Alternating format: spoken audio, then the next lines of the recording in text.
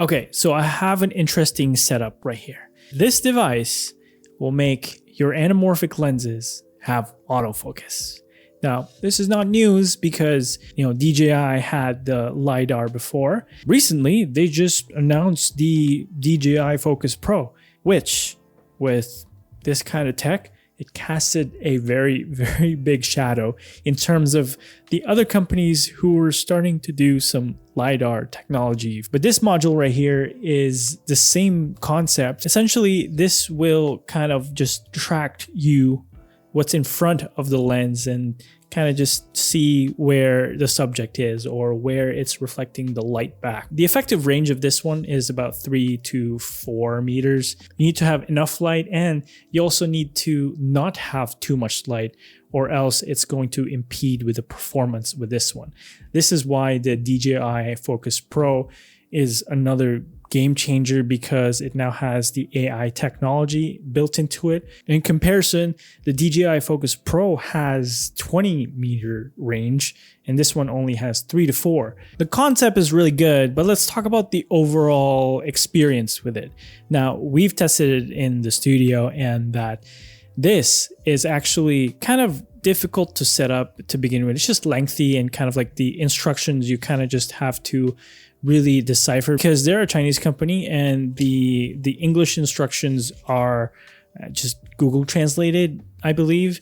And it took us about an hour and a half to figure out how to set up the autofocus mode. To set it up, it's actually quite simple, but it requires you to follow very specific steps. They provide you with an autofocus chart so that you know the distance, and you'd have to measure like 0.3 meters, 0.4 meters, and then 0.6 meters so that the LiDAR knows where the subject is. And once you set that up, it's going to have autofocus. Its only center focus is because it's just hitting this guy right here, and it'll always focus on the closest subject in front of it. If you have a foreground and you're trying to shoot a subject behind that foreground, it might be difficult for you to focus. It was like magic. It was pretty cool to see that an anamorphic lens could have autofocus. It's one of those things that are like, wow. Like, tech is really growing. But yeah, once we got it set up, we tested it outside and we tested it out indoors as well. It's quite cool. But again, the effective range is only like 3 to 4 meters, even outdoors as well.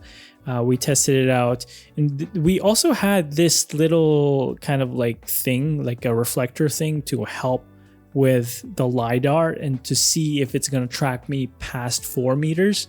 And I think it helped a little bit based on the test footage that we have, but it didn't go as far, maybe like 4.2 meters. It's a minor improvement from when we weren't using the reflector to help with the LiDAR. I'm curious to see on how it would perform on a gimbal, so let's give it a try. We're going to take this outside and see how it performs. All right, so after testing the pdmovie and after using it for about 2 weeks and kind of just like playing around with it, we figured that the battery has issues as well. Like the whole product design, when you put in the battery, there's like the little stickers get caught, or like the whole battery charger or the whole battery input to the devices. It's kind of like, let's put something together and just release it to the public, because it is working, but it's just the user experience is not there, at least not yet. Hopefully pdmovie will really work on this product and kind of compete with the DJI Focus Pro, because I feel like this has potential. It feels like they made a working unit and that it's like good enough to be released.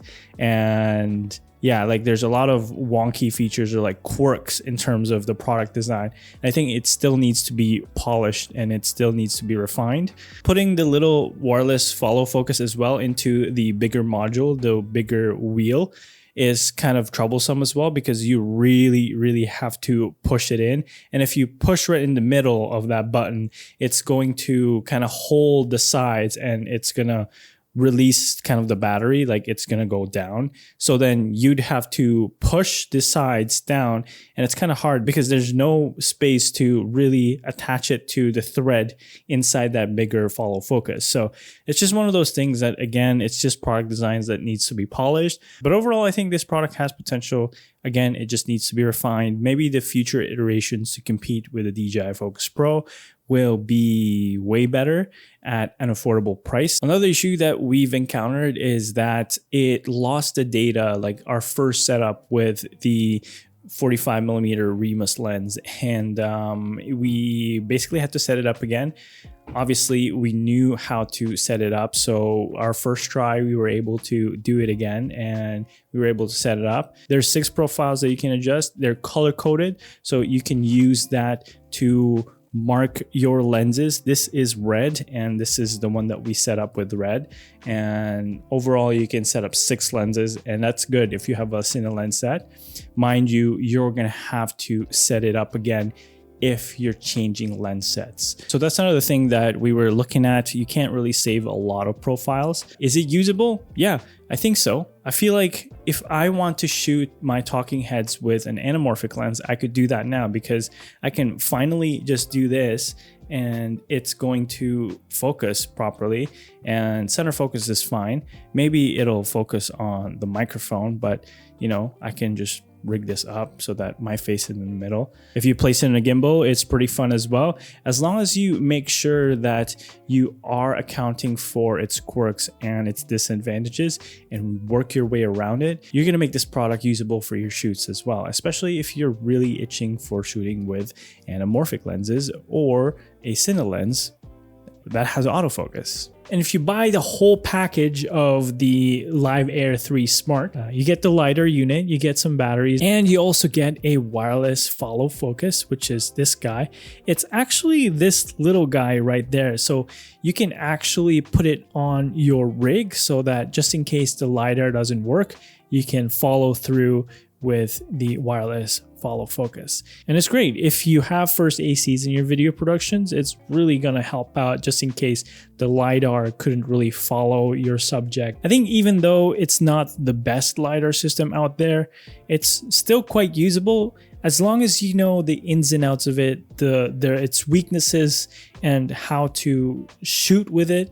The more experience you have with it, the better you are in kind of like predicting when it's gonna lose focus, when it's gonna lose track of the subject, and when you're about to use the wireless focus system as well. If you have any questions with the pdmovie LiDAR system, let me know in the comments down below and I'll do my best to answer. So I'll see you in the next video.